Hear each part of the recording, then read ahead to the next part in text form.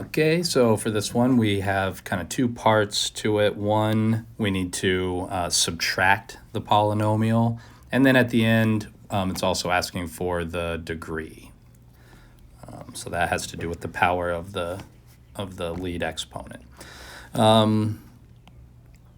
First, got to distribute the negative to all four of those terms. So let's just clear out the parentheses.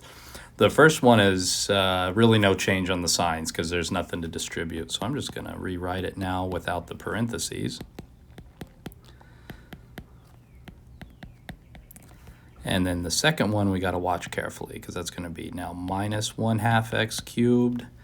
And then a negative times a negative would be plus 1/3 x squared. And then another negative times a negative is plus x.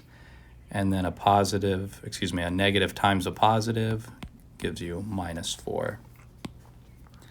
And we do our tricks to find the like terms, so that's the cubes. So let's rewrite those next to each other. 1/3 x cubed minus 1/2 x cubed. Then the x squareds go together. So 1/2 x squared plus 1/3 x squared. Then the x's, that's an interesting one. We'll see because that's negative x plus x. So those end up just canceling each other out. And then, of course, just the constant numbers, -9, -4. All right, so looks like we're going to need some common denominators for those fractions. So 3 and 2, that's going to be a common denominator of 6. So 1/3 is now 2/6 x cubed, multiplying the top and bottom by 2, minus 3/6 x cubed, because you have to multiply top and bottom by 3. 6 again is your LCD for the next one.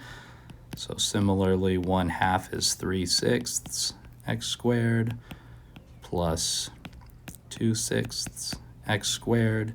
And remember, the negative x plus x is just 0, so we can eliminate that. And let's do the -9 minus 4, giving us -13.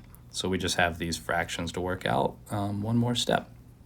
So 2 minus 3, that's going to be -1/6 x cubed. Remember, the exponent part stays the same. If you add or subtract, the exponents don't change. And then the next one is 3/6 plus 2/6, so that's plus 5/6 x squared.